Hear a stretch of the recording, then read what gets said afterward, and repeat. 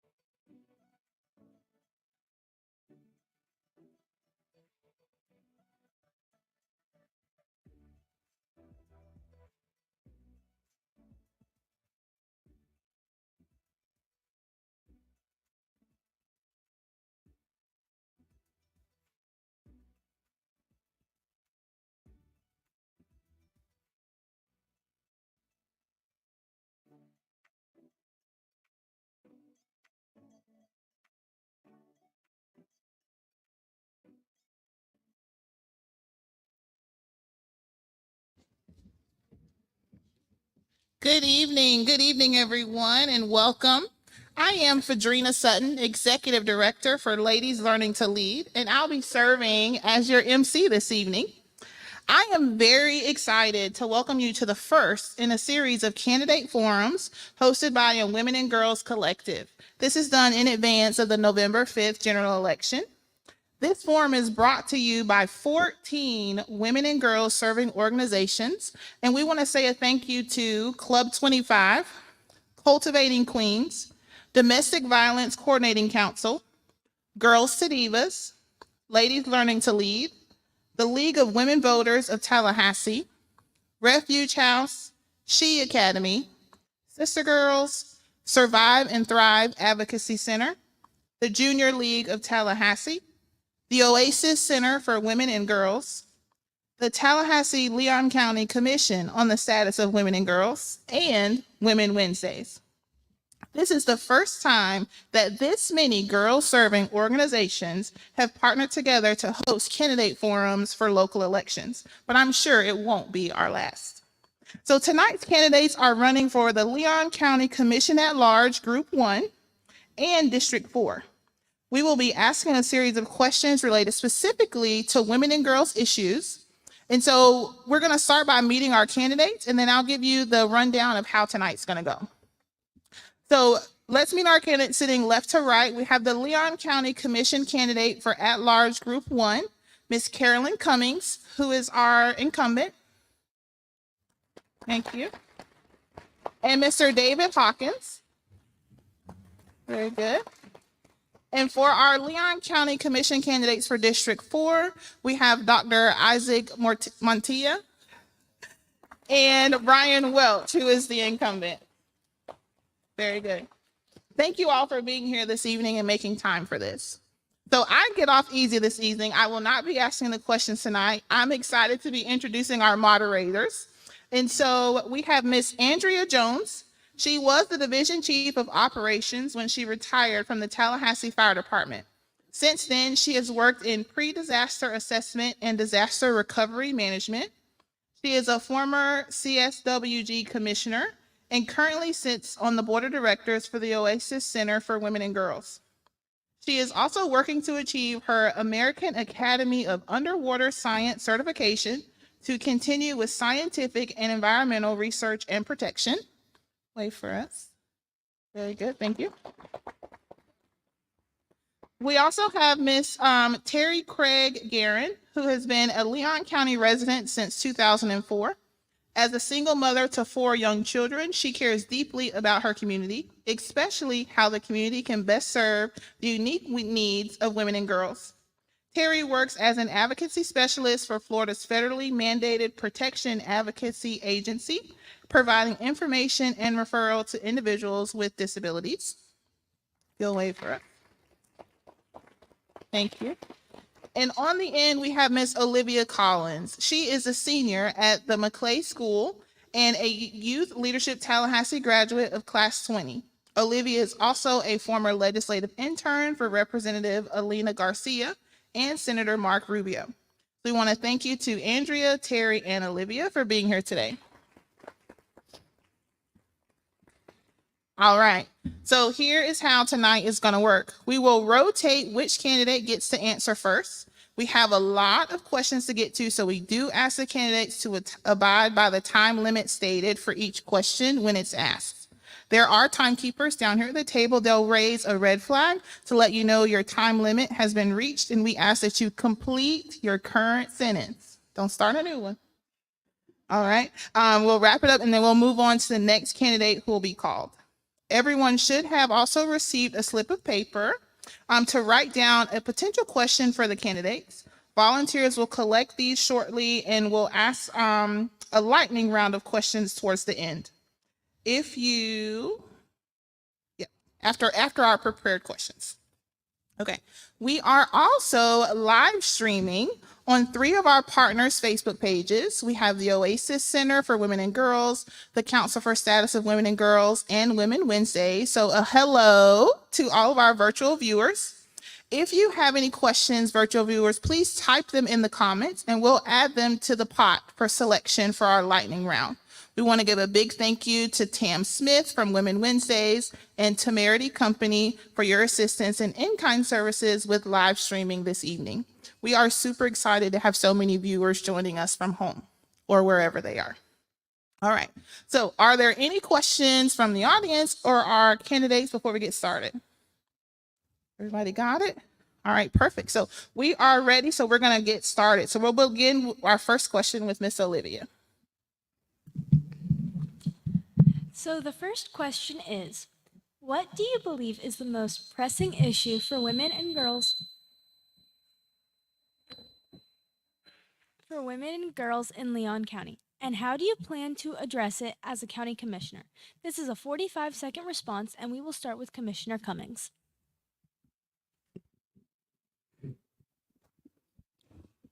Thank you so much for that question. Good evening, everyone. And I want to, first of all, thank you all for organizing this particular forum.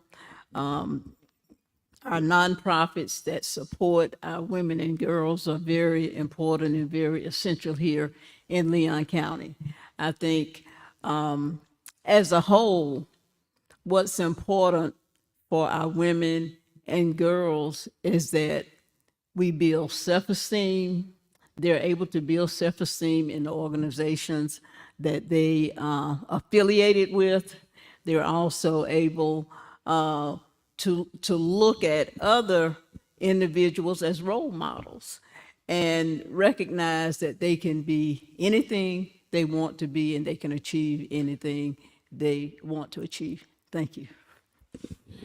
And now, Mr. Hawkins. Okay, like she said there, the self-esteem is a big part that's probably holding a lot of them back. They need to realize that they are their own person. They don't need to be like Taylor Swift or any other actor or anything. They should take it upon themselves to hold themselves up and climb the ladder and just be themselves. Next, Dr. Montilla. Thank you. Thank you again as well for having us and holding this forum. I believe that these young ladies, there's a power in identity. I think that when you look at a young generation, if we can tap into resources that can come alongside these young ladies and create that self-value and identity, I think it goes a long, long way. Finally, Commissioner Welch. Thank you for the opportunity to be here. It's an honor to speak with you all tonight. And I will echo the sentiments of everybody up here. I mean, obviously, as a high school teacher, I work with young ladies all the time. And I think that generally speaking, access to resources, educational opportunity, economic opportunity, belief in themselves. I'm a firm believer in I'm a big dream supporter. So when I talk to young people on a daily basis, I encourage them to achieve anything they want, go after anything they want to achieve. I think encouragement is important to all young people. I mean, I'm the father of 2 daughters, and I tell them to shoot for the stars. There's going to be a lot of people that tell you that's a bad idea, but I'm not going to be one of those people. So I think that support and nurturing and caring and fostering a belief in themselves is. Thank you. Thank you.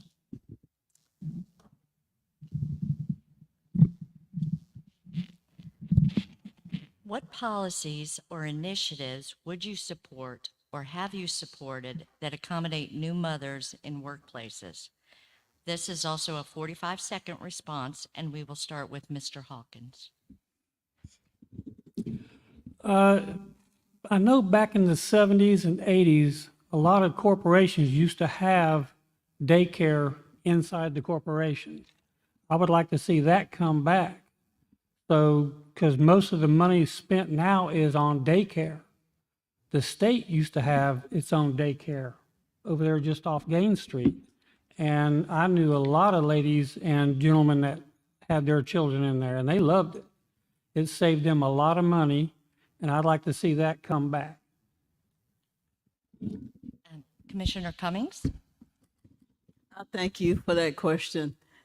I, as a county commissioner at large, just this year supported a policy that was raised at the county commission level to provide paternity leave for women, for the mothers, and for the fathers, paid paternity leave. And I don't want to misquote the number of months. Commissioner Welch can probably help me. 8 weeks. 6 months? 8 weeks. 8 weeks? 8 weeks. 8 weeks leave paid for new mothers and fathers as well. And I believe it passed unanimously. But of course, being the only woman on the county commission, I certainly, strongly, vehemently supported it. Thank you. Dr. Montilla? So I support. I'm really big. So we work with an organization called Safe Families, which comes alongside battered women or women that they're trying to leave a horrible situation. And that's why I spoke on the whole identity, but I think the opportunity for them to be employed, and I think childcare is a big opportunity. Can we come alongside these moms and create value and self-worth by tapping into their talents and their values? And so that's one of the biggest organizations that we've been part of, that we've seen great success. And also Boys Town is one of the organizations that we've been working and come alongside them and helping those in our community. Thank you. Commissioner Welch? Thank you.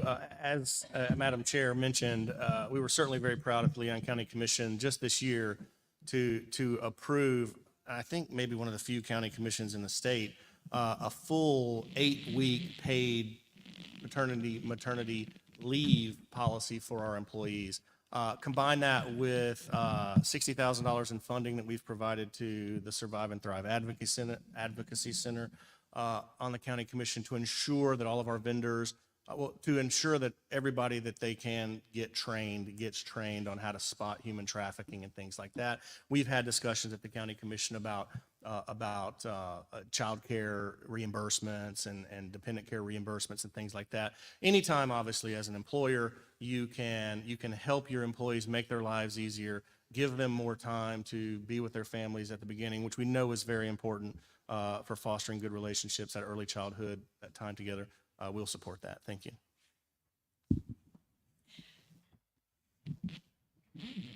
What measures have you taken or would you take to prevent human trafficking in Leon County?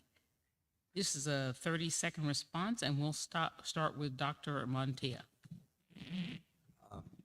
Well, like I said, so we've been working alongside with organizations such as Safe Families. And I think the biggest thing is there's a lot of good resources that we can come alongside. And there's definitely need for presence. I think that's a great opportunity here in Tallahassee that I'm realizing more and more as we work with these organizations in town. Commissioner Welch, you're next. Hey, well, as I mentioned in the previous answer, we have provided significant funding to the Survive and Thrive Advocacy Center to encourage local businesses to get trained on how to recognize human trafficking. We also ensure that all of our vendors at the county are trained on how to recognize human trafficking. And so I think continuing to foster partnerships with organizations like that are directly focused on that singular issue, which we know is a problem in our hotel industries and our hospitality industries, we will continue to see better results. Thank you for that. Commissioner Cummings? Thank you so much. In addition to the resources that we have provided to Survive and Thrive, we have also dedicated funding to our sheriff department to look specifically at human trafficking, which appears to be more prevalent in certain areas of Leon County.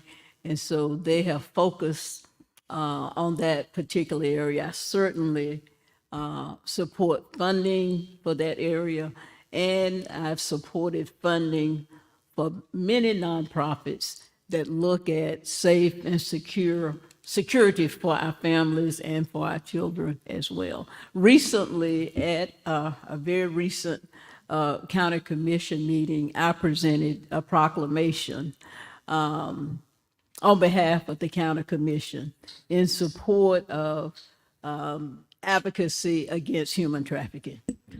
Thank you. Thank you for that. Mr. Hawkins? Okay, I am a huge advocate for getting tough on the criminals. You hear about all of the programs and nonprofits all to help the women, but you don't ever hear about what they do going after the criminals. I'd like to see a lot longer jail times, prison times, get them off the streets for good, because there's no place for them. We got to protect the women.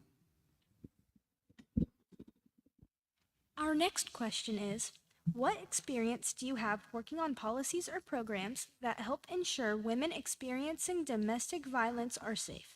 This is a 30-second response, and we'll start with Commissioner Welch. Thank you. Again, Commissioner Cummings and I are probably going to echo each other a lot here, but at the county commission, we work with our nonprofits all the time. We work with our law enforcement partners, particularly the sheriff's office, to ensure that we provide as much funding and as much policy as we can to prevent domestic violence, to provide alternatives, to support the nonprofits, the shelters. I can't think of them off the top of my head. Family Promise, especially the family shelters, to help women that are in that unfortunate situation. And as a school teacher, and really probably as a county commissioner, we're also mandatory reporters if we feel like we're witnessing any of that, or we have to talk to the state and DCF and do everything we can to to stop that, frankly, as quickly as we can. Thank you. Next is Dr. Montilla. So I'm going to name the same organization, Safe Families. We recently took in a mom who left sex trafficking. So we've come alongside organizations such as Safe Families and really work on how do you shepherd, how do you come alongside them. And it's not about taking them or separating them, but it's come alongside them and say, hey, we're a big advocate while you're wanting to leave, right? And having a voice for them and come alongside them and shepherd them and walk them through this process. So to answer your question, working alongside these non-for-profits, but I haven't had the privilege just yet to work on policymaking. Thank you. Next is Commissioner Cummings. Thank you. Domestic violence is certainly a big problem in our community and in most communities. What I have done is supported funding for entities who represent mothers and fathers as well that are victims of domestic violence. And we recognize too that it has an adverse ramification, not just on the victims, but on children that are in the home as well. Domestic violence can have long-lasting emotional effects. So I have supported direct funding to specifically Legal Services of North Florida because they do represent victims of domestic violence. Thank you. Thank you. Finally, Mr. Hawkins. Okay, I am a big believer in protecting the victims of domestic violence, and they've been pushing a law that a lot of people have been against, but I'm for it, where the perpetrators need to lose their guns because they don't even abide by the laws of the restraining orders. So they need to start cracking down and actually going after them if they violate the restraining orders. But I'm a big believer in they need to lose their guns if they are the perpetrator of domestic violence. Thank you.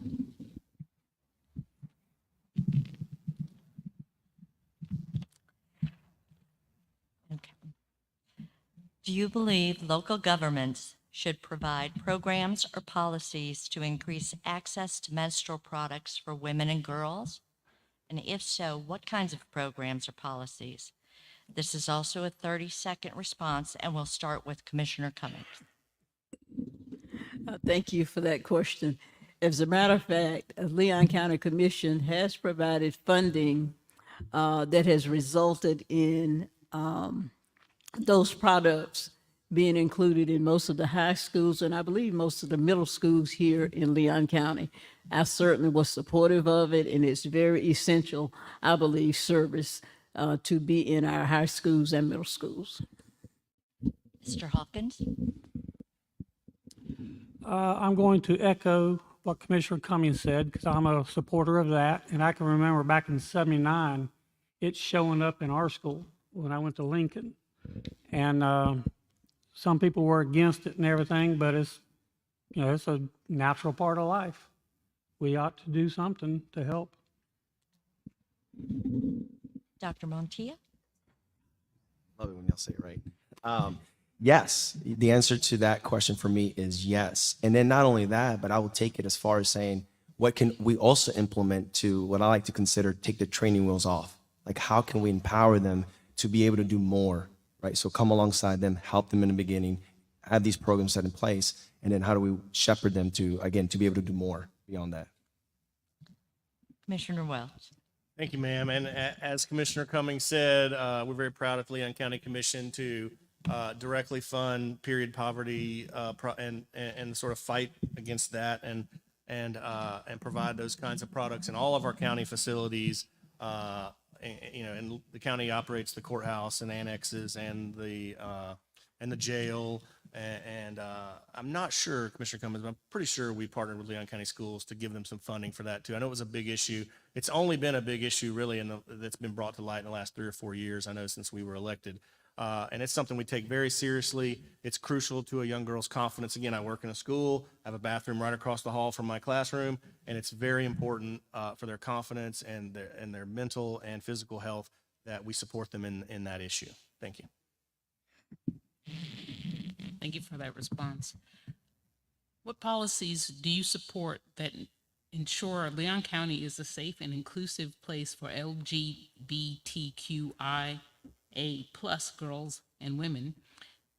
And what actions would you take or have you taken to protect their rights and well-being in workplaces and public places? This is a 45-second response, and we will start with Mr. Hawkins.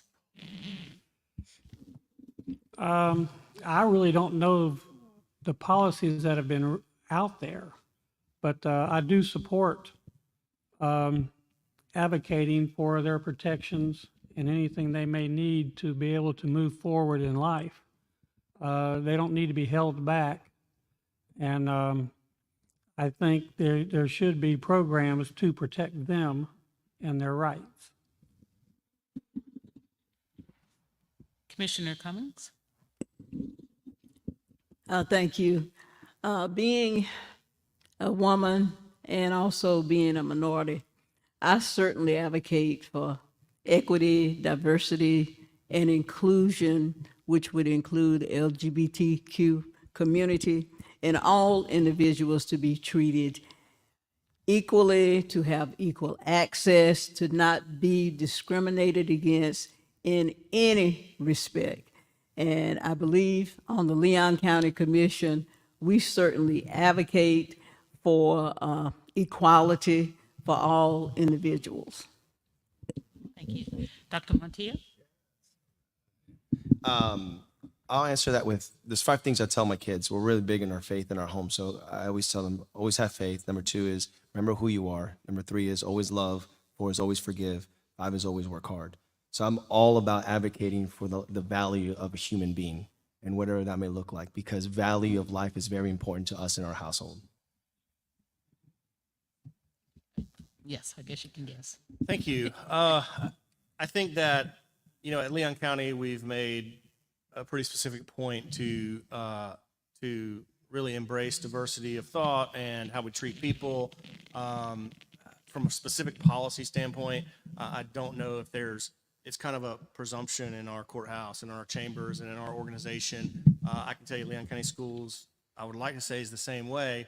I'm not saying they're not, I'm just saying I think that's the case too. Obviously, again, as a classroom teacher, I deal with all kinds of kids all the time and, you know, try to meet them where they are and create a safe space for them and nourish them to the best of our ability. I think we've had multiple proclamations since I've been on the county commission in support of that same idea. So specifically LGBTQ or any group, we really want to promote acceptance and courtesy and equal treatment. Thank you. The next question is, what initiatives or policies have you supported or would support to improve access to mental health resources for women and girls throughout Leon County? This is a 30-second response, and we will start with Dr. Montilla.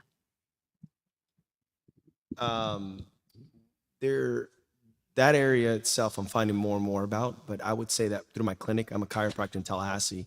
There is other organizations that we've partnered up with and raise funds and to help bring awareness. And I think that's another thing that I haven't mentioned before. I think a lot of these, we talked about it right beforehand, is there's opportunity for more awareness. And I truly believe that a lot of people in our community don't know about a lot of these resources that they're accessible to. So I hope that answers the question. So I think that does. The next is Commissioner Welch. Thank you. Mental health services is very challenging for a policymaker. Obviously, we are restricted in the funds that we have available to us. As many of the sponsors of tonight's event know, we have a CHSP process in which we try to support as many organizations as we can. We work with our law enforcement partners again. It's unfortunate, but the majority of our mental health is provided at the jails, and then certainly through the Appalachia Center, through state organized chains of custody and things like that. It's a very complicated issue. We wish we could do more. I think there are advancements being made between the partnerships at FSU and TMH to create mental health residency programs to try and get more people in that field. Ultimately, it's just a matter of finding funds to invest more so that we can get more mental health counselors and treat people better than we currently do. Thank you. Commissioner Cummings? Thank you. I certainly support any policy that would provide mental health service to many of our citizens, which would include our women, it would include our girls. Unfortunately, the statistic shows that many of our homeless population includes children, and we know it includes women. We have at the county supported the Appalachia Mental Health Center as an entity where the sheriff's department in many instances refers some of the homeless population who have obvious mental issues. And I would be more specific if we had a specific policy. I certainly would be supportive of that if it specifically was directed to women and girls. And finally, Mr. Hawkins. Echoing everybody else, I would support all the programs and policies to handle mental health problems and issues. And I think we need to see about finding facilities to actually step up and handle some of it, because I don't think we have enough facilities and doctors in Tallahassee. We really need a place where the sheriffs can actually take them instead of to jail. They need to be able to go to a facility. And I don't know of any facilities in Tallahassee anymore.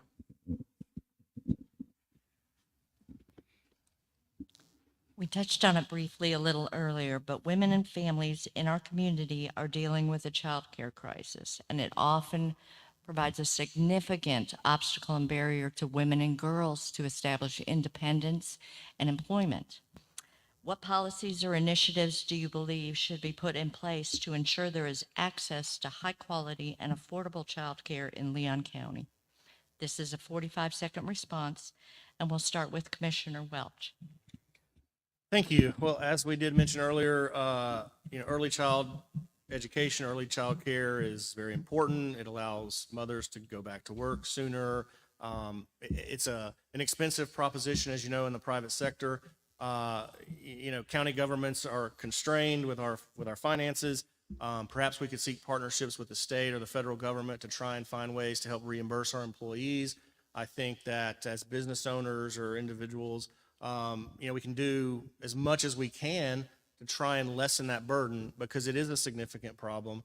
It does create a burden to getting a better job, to being able to pay your bills, which is sort of exacerbated by affordable housing issues and other things. And so it's difficult to pinpoint a specific policy outside of taking advantage of dependent care reimbursement programs through your employer and or trying to find more funding, which is you're going to find as a theme in terms of dealing with any social issue. Thank you. Dr. Monti? I think I had mentioned before about being present, and then yes, employers as myself, there's a sense of grace. I actually employed someone who had a felony, single mom, and we took her in and we gave her the opportunity to get back on her feet. So there's definitely more of a role playing from an employer side that I can attest to, and I think that is a big opportunity. And I would love to see how local government can step in a little bit more and say, hey, we can provide this resource while you can go and work and provide for your family, because respite care is definitely a need in times of in a lot of these women with these troubled backgrounds and situations that they can't control. And then again, reminding them that they're not their circumstance, that they can rise above this. Commissioner Cummings? Yes, thank you. Daycare is essential so that our parents, our single mothers can work. I certainly support funding to those nonprofits, and we have several here in Leon County that provide financial assistance to assist single parents, those that fall in a certain low socioeconomic category, to provide them with assistance for daycare. Daycare is very, very expensive. But what I like about that concept is that many of those nonprofits that receive governmental funding, they use that funding as leverage to draw down other funding from the federal government and other entities. So it's very important. I'm not sure how we would establish a policy, but I certainly support through the CHSP process and maybe direct funding to those entities that provide that type financial support. And Mr. Hawkins?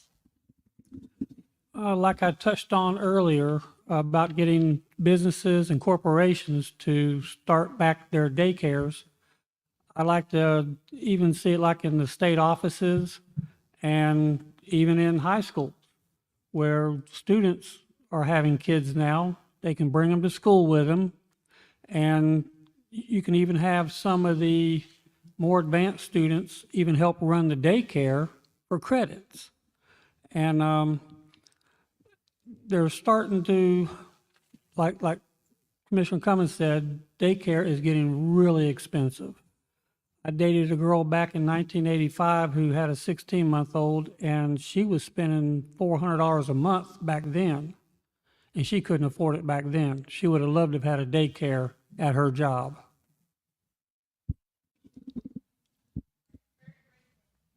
About halfway through, so congratulations to everyone. Thank you, thank you. I do want a quick reminder. If you have filled out a question for our lightning round, please hold it up and one of our volunteers will come and grab it. Reminder to all of our viewers from our Women Wednesday, CSWG, and Oasis Center, please put your questions in the chat and we will add them to the lightning round. Thank you. You guys are doing an amazing job and you're adhering to our timekeepers. We thank you. All right, and then I will let the ladies continue. All right. So congratulations for making it to the halfway mark. Several of you have talked about different organizations, but what involvement have you had with community organizations that support women and girls? This is a 30-second response, and we'll start with Commissioner Cummings. Thank you. Thank you. I have had direct involvement with Legal Services of North Florida. They provide specific services to women and girls on the domestic violence level. They also provide family family law services, and I, in fact, have volunteered right here at the Senior Citizen Center on behalf of many individuals. But I have specifically worked at Legal Services of North Florida, represented some families with domestic violence issues, families with sheltered and non-sheltered dependency actions, which are very sad. So I have had direct involvement, and I know the devastation that domestic violence and the dependency and incest within the family. I know the impact it has, the adverse impact on the family. Thank you. Thank you. Mr. Hawkins? I haven't really had any opportunities or honors to work with any programs because I'm one of those that everybody seems to think I'm super reliable, so I get called on at work and everything. And, but hopefully I'll be able to find more time to start getting more involved. And right now I'm the primary caregiver to my 88-year-old dad, so I go there right after work. And at work where I'm at now, I get called on to do a lot of helping there, run across town to do stuff and all. And it's just, I just don't have the time to actually get involved in some of these programs. Dr. Montilla? I'd write some of these down. Safe Families, I've mentioned before, respite care, Boys Town, Girls on the Run, Pace for Girls. Those are some of the organizations that we've worked alongside and, again, bring awareness in the ways that we can, whatever capacity that we can help with again, helping his mom. And specifically, Safe Families has been the one that's really been close to us, where we've been taking kids into our house or into our home, and we've been kept in contact with the mom while she's getting help and just rooted for her. So those are a few that we've been part of. Thank you. Commissioner Welch? Thank you. Again, as a school-based teacher, I've worked with women and girls every day, young women and girls. I've been on crisis intervention teams at my school. I was on the board of the Foundation for Leon County Schools. Several years ago, I even participated in the March of Dimes Men in Labor program, in which I wore a pregnancy belly around for like a couple months and raised money for the March of Dimes. Proud to say I probably didn't need a pregnancy belly, but was the best fundraiser for that program. So yeah, we constantly are, and as the Leon County Commissioner, we have a huge platform to work with and alongside basically every organization on this placard. Thank you. How do you plan to address the affordable housing crisis in Leon County? This is also a 45-second question, and we will start with Mr. Hawkins. Okay, this is one of the hardest issues because there's no such thing as affordable housing. It's I'd like to just call it what is it, subsidized housing. We need to find a way to add funding to help those wanting to get into their own place, whether it be rent or buy. The city, back when I was looking at buying a house, the city had a program for down payment assistance. And when you sold your house, you had to pay it back. I'd like to see the county do that. I know they had discussed it a couple of years ago about doing one. And I would like to see that because the city, you can't buy a house outside the city limits using their program. And there's a lot of communities getting built now in the county. So I'd like to see the county start a program like that. Thank you. Next is Commissioner Cummings. Thank you. Affordable housing is one of the primary issues that we really are addressing here in Leon County, with over 30,000 families that really need affordable housing. But what the county has done recently, over the last couple of years, we have tried to incentivize developers and builders to give them a reason to set aside a certain amount of their development of their apartments for low-income individuals. But we are also very proud that Columbia Gardens, that had its ribbon cutting about 2 weeks ago on Orange Avenue, that the county had about $3 million of direct funding to Columbia Gardens, in addition to other, I would say, objective subsidies and funding to Columbia Garden. And so we've got over 600 tenants and more to come. So we're very proud of the support. Thank you. Next is Dr. Montilla. So I think affordable housing is definitely important. I think one of the ways that we can really make a dent towards that, as Commissioner Cummings just mentioned, is really working with, as I've talked to some developers, how do we make it cost effective so we can pass down some of these savings as well for the person purchasing these homes. I was born in New York in the projects. We couldn't afford anything. So I know that that is definitely something that is an opportunity that I was part of, but yet grew and had opportunities to be able to be in a position that I'm in today. So affordable housing, yeah, there's definitely a great need, is working from the resources to maximize every potential so that we can pass those savings on and help those that are wanting to step into that opportunity. Finally, Commissioner Welch. Thank you. I think that affordable housing is a very complicated issue, and that means it's going to require a very complicated solution. As Commissioner Cummings said, we've done a really good job, I think, in Leon County of trying to partner with local agencies to bring down federal money, affordable housing money. Columbia Gardens at South City is a great proof of concept where the county and the city collectively, I think it was like $10 million to help facilitate federal funding to completely renovate that project. The county has facilitated millions and millions of dollars, whether we're talking about emergency housing or emergency rental assistance, ERA money, federal housing money during the crisis. I think that the issue that we have in Leon County today is the result of an unprecedented situation in which you have COVID, you have no new construction that is built. I think there are things that we can do, Dr. Montilla spoke to this, that makes the burden on developers lighter so that they can then make their units more affordable. Our permitting issues around here can be quite archaic and take a lot of time. That's a cost that gets passed on to consumers. Ultimately, we have to do a better job. We have to be creative. We have to think outside the box to come up with ways to provide housing at all levels of income so that there ultimately is more availability.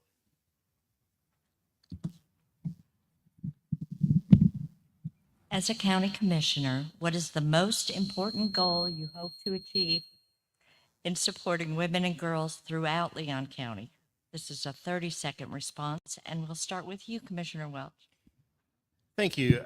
Obviously, as a Leon County Commissioner, we have a great responsibility to provide for a rising tide, okay? So I think if we commit ourselves to growing a private sector economy, providing prosperity and alternatives for prosperity for everybody in our community, ultimately, that should help everyone, but we do need to pay particular attention to women and girls. We have to continue to find creative ways to leverage our funding for social services and CHSP and through our whole process to try and create a rising tide so that folks can ultimately find ways to be prosperous. And that's a heavy burden that we carry, and I can tell you that we constantly try to facilitate that need.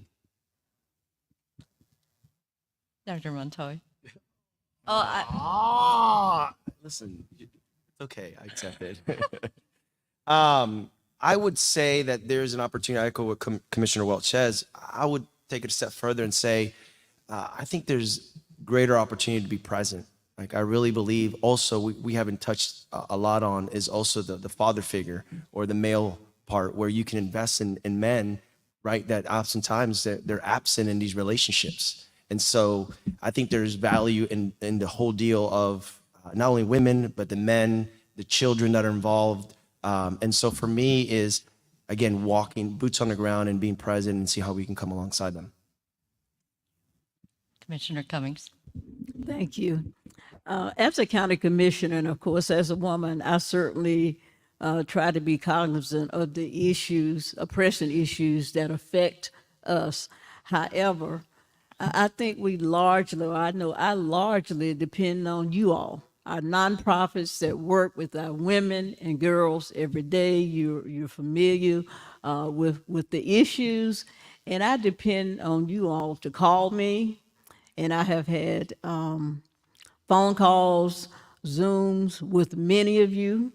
I have had issues being raised on the county level because of situations that you all recognize. So I think from a commission standpoint, you guys are our eyes and ears. Call us, call me, come to the commission and express your concerns or problems, or talk to us ahead of time. And we might not know the specifics as well as you, but guess what? I want to know. So I invite everyone in here that deals with women and girls issues to please call me. Thank you. And I think all the commissioners would be as amenable. Thank you. Mr. Hawkins?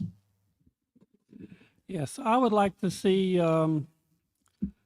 if I win the commission, I'd like to start seminars twice a year that would help people who would like to start a business to come where they can learn about what it takes to start and run a business in Leon County.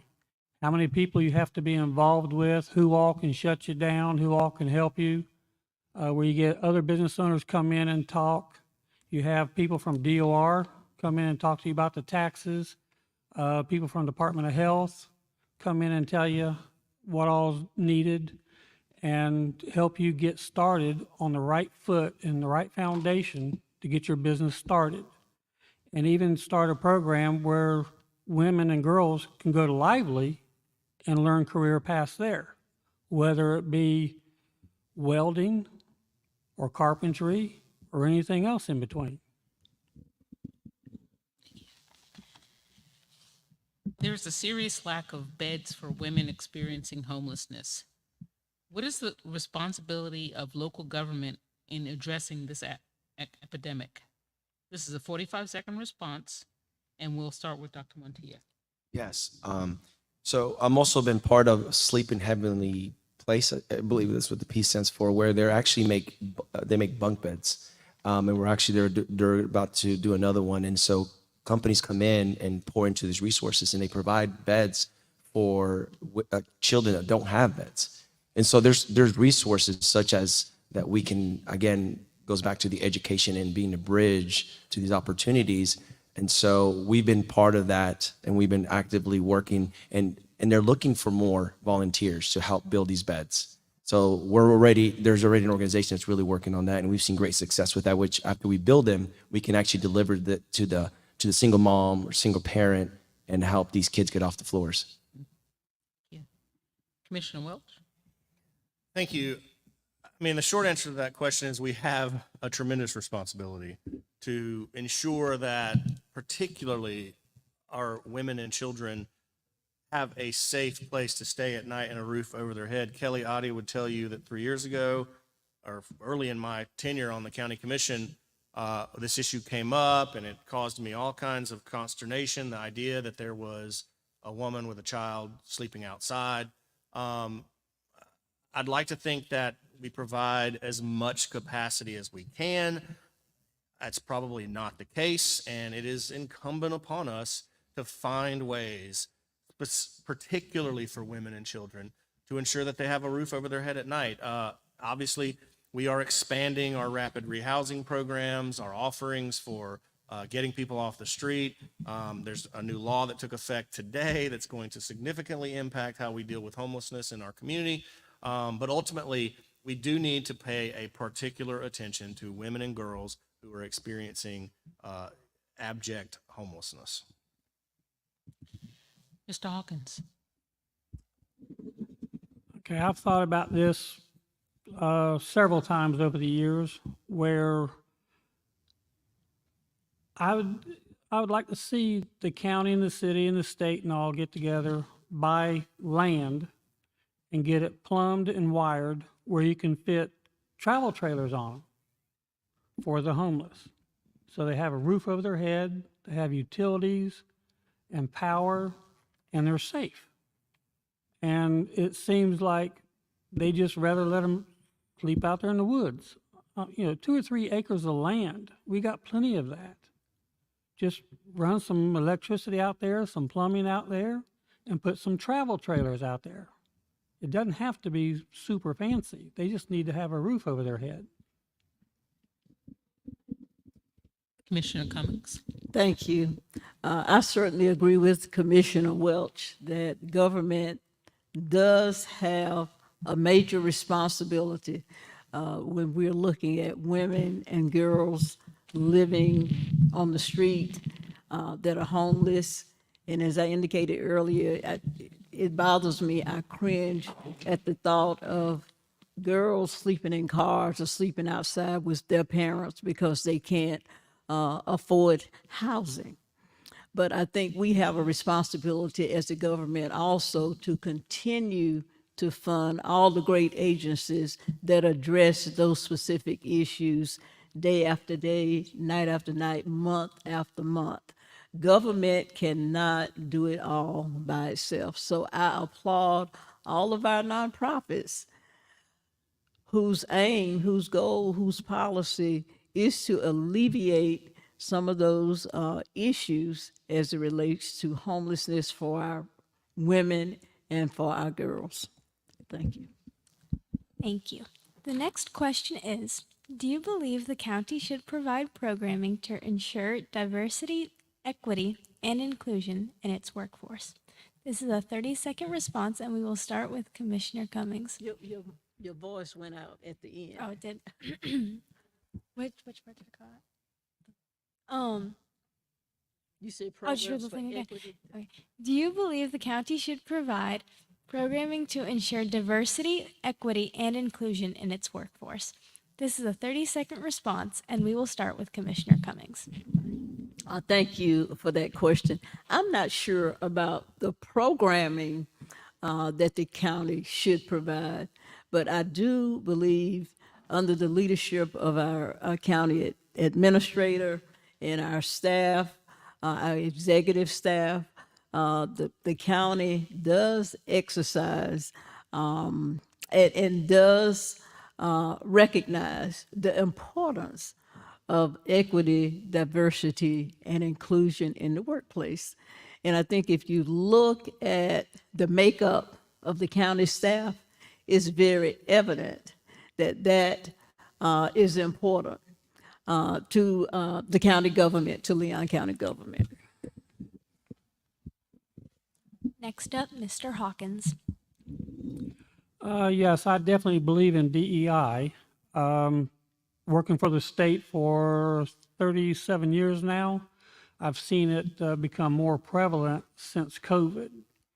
But as far as programs and all for that, I don't know how you would implement the programs except for lead by example.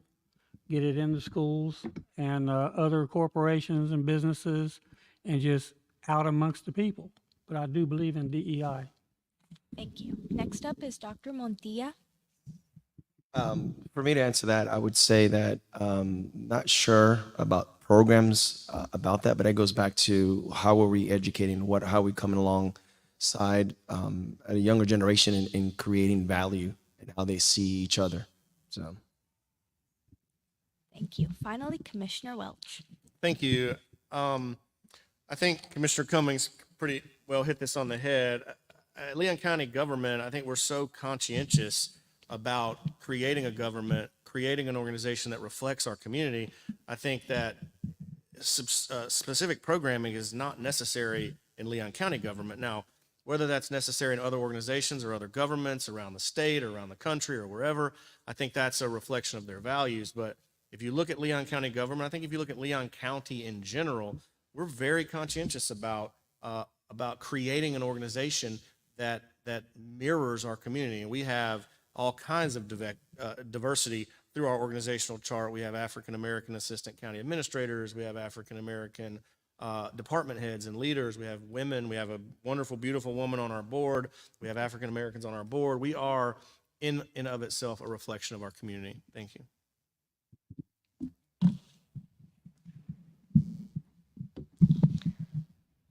Do you believe sexism is a problem in Leon County? Why or why not? This is also a 30-second response, and we will start with Mr. Hawkins. I think it's an issue pretty much everywhere, not just Leon County. But I pretty much see it no matter where I go in Leon County. And it's just one of those things where you have to start educating them young to try and get it diverted away from that type of situation. Thank you. Commissioner Cummings. Thank you. You know, we were taught that there was a glass ceiling, and perhaps there's still a glass ceiling, but I cannot specifically say that I have recognized any sexism in Leon County government. I believe that women have opportunities, equal opportunities, and as Commissioner Welch said, if you look at the makeup of the county, we have women in high positions. As a matter of fact, our Leon County attorney, our head attorney, is a female. And of course, Thank you. Okay, thank you. Dr. Montilla. I actually agree with Commissioner Cummings. I think we have opportunity, and it goes back to a younger generation instilling that value. And I think communication, I help coach football, and I tell them communication leads to unification. If everybody understands what's the goal and what we're accomplishing, I think we have all great opportunity. Is it my turn? Yes. Thank you. Thank you. I think the short answer is I don't know. I don't think so. I think that at Leon County government, definitely not. I think that's kind of I have daughters, and I don't think they're limited in their ability to achieve. So, that's just a tough question. I think it's hard to apply that question to reality. I mean, how do we know? We don't really know if that exists in society. I mean, probably, but not in any organizations that I'm involved in to the extent that I can impact that in an organization. What is your position on women and girls having access to comprehensive sexual and reproductive health education and services? This is a 30-second response, and we'll start with Dr. Montilla. So, can you repeat the question again? Sorry. Yeah, no problems. What is your position on women and girls what is your position on women and girls having access to comprehensive sexual and reproductive health education and services? I think You have 30 seconds. Yeah. Context, timing, age. I think all that those are all factors in terms of when you expose that to a child.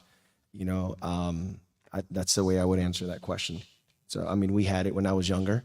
Not younger, but well, I am old now. But anyways, when I was younger, we did have a sex ed class, and it was the right timing to have that education. I think, and all of that plays a role in when it's good to have that talk.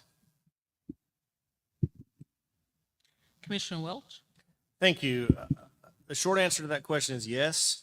The state of Florida has a very robust curriculum that circulates around health and sexual education.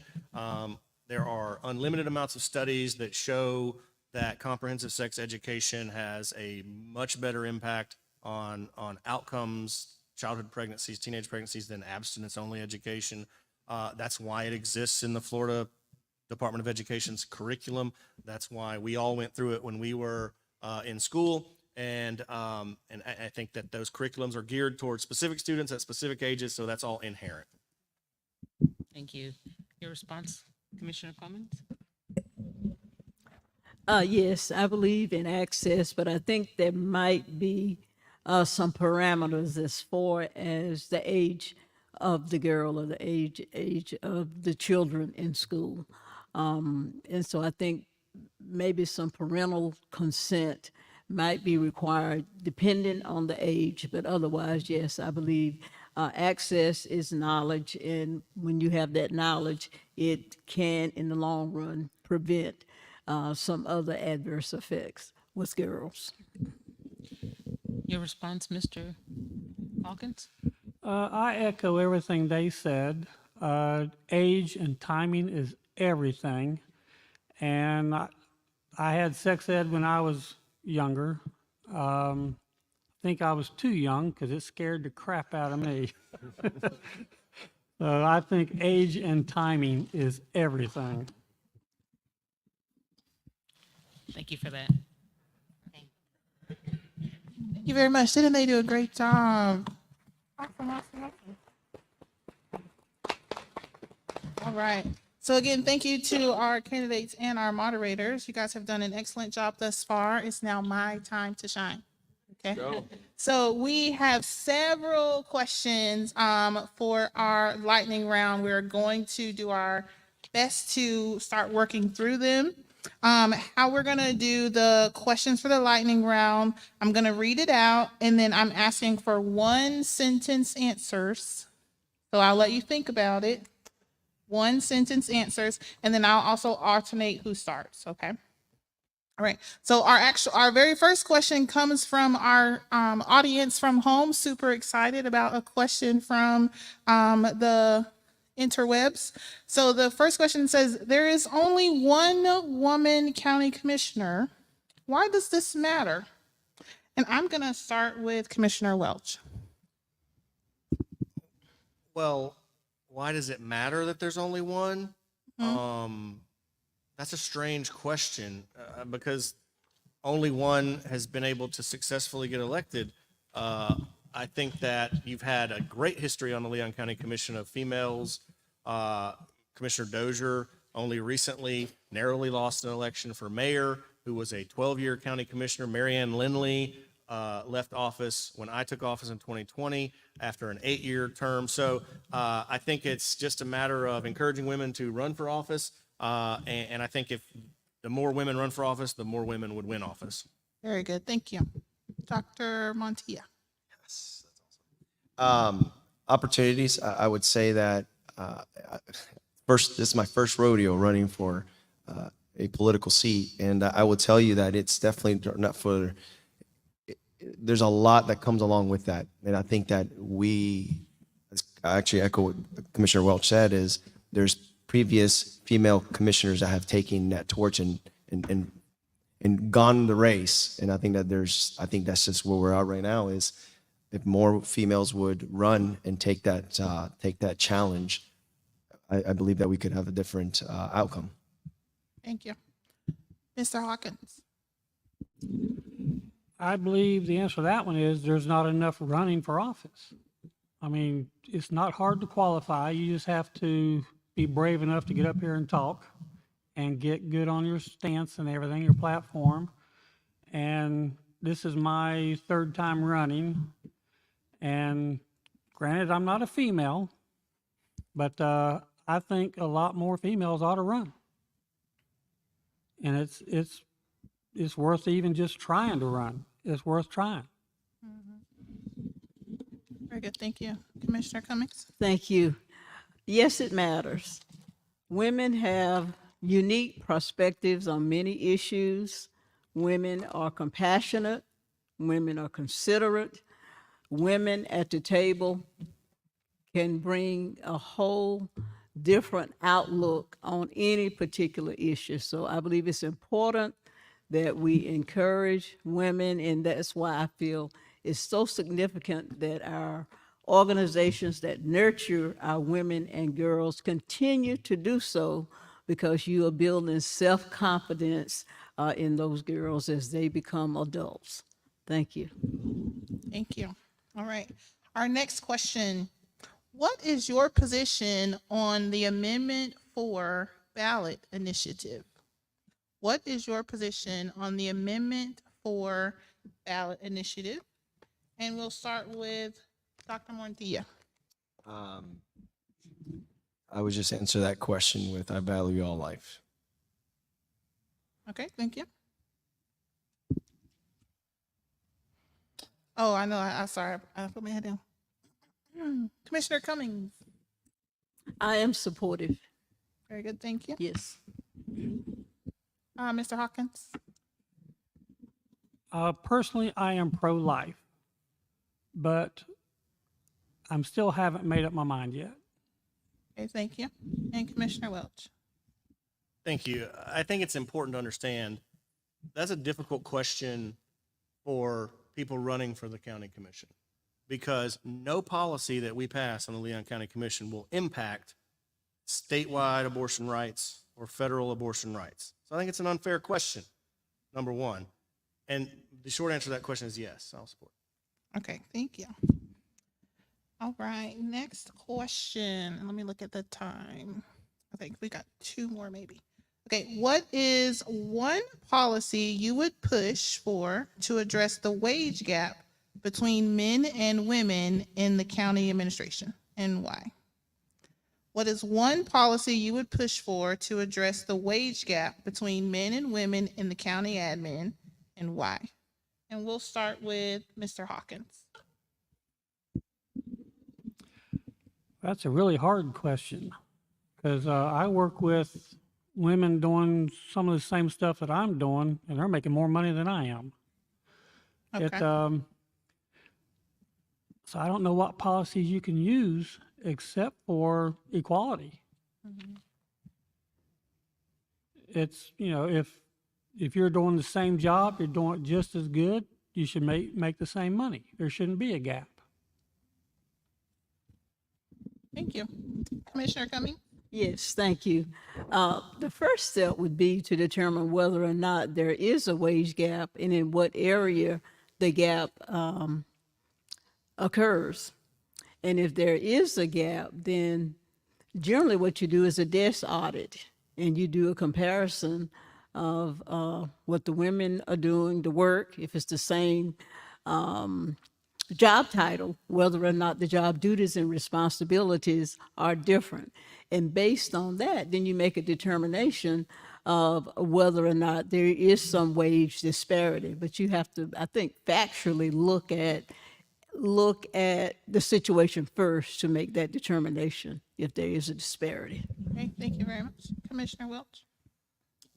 I think that, I mean, I basically agree with what you're saying. I mean, our county attorney replaced a male, and I think she makes more than he made. So I think it's just a matter of what the market will bear. You have to know within your organization or within comparable counties what people get paid. When you say county administration, I'm assuming you mean like county administrator level people, or are we just talking about across the whole organization? Obviously, we work with consultants to make sure that we provide competitive wages,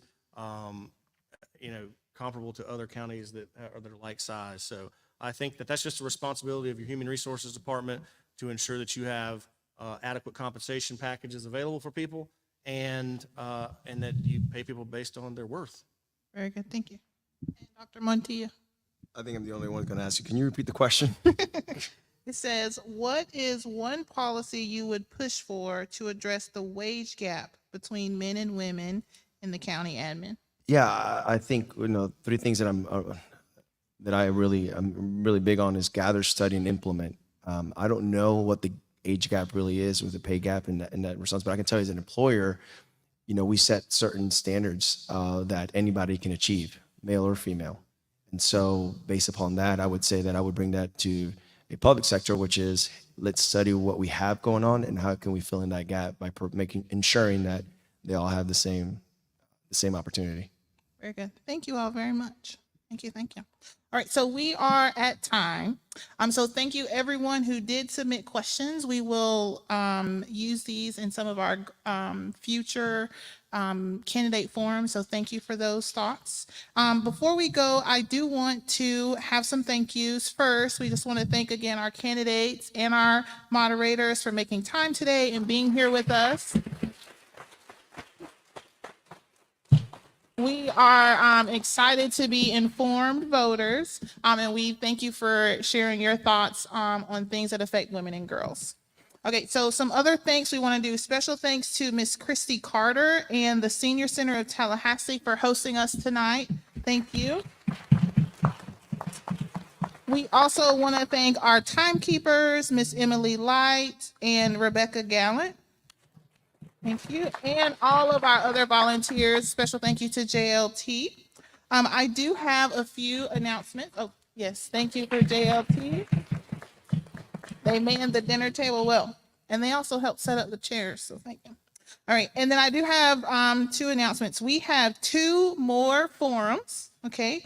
Tomorrow night, October 2nd at 5:30 will be our superintendent race. It'll be held at the FSU Globe Theater. So some of the questions were specific to schools, and so we'll be using some of those questions tomorrow evening. If you have children in Leon County, you want to be there to hear what the superintendent candidates have to say. And then also our city commissioner race forum will be next Tuesday, October 8th at 5:30, and that one will be held at the Leon County Library. Before we go, I have two things to ask you. One, thank you so very much for being here in person. Thank you for those who are watching at home. Thank you again to Tam and Women Wednesday, the Council for Women and Girls, and then also the Oasis Center for live streaming our event. What I want to ask everyone here and everyone watching at home and all of our commissioners and moderators, go to one of those people, the Women and Girls, Women Wednesday, the Council for the Oasis Center, and share tonight's platform. We want other people to also be informed voters. Okay, so go home and share the live stream and invite someone to one of our other forums. Okay, we want to ask good questions and to hear what the other candidates have to say. And that is it. Again, thank you everyone for being here tonight, being a participant, being one of our candidates, our moderators, and then all of our staff that have been working tirelessly to pull it all together. We thank you. And before you leave, stop by one of the partner tables or grab any of the candidate information off of the rounds. And that is all. Thank you very much. Have a great night.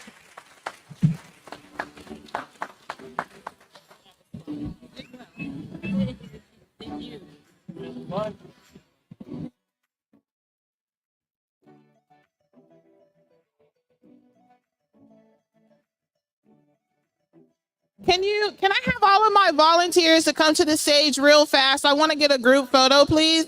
Can I have all of the volunteers to the stage real fast? I want to do a photo.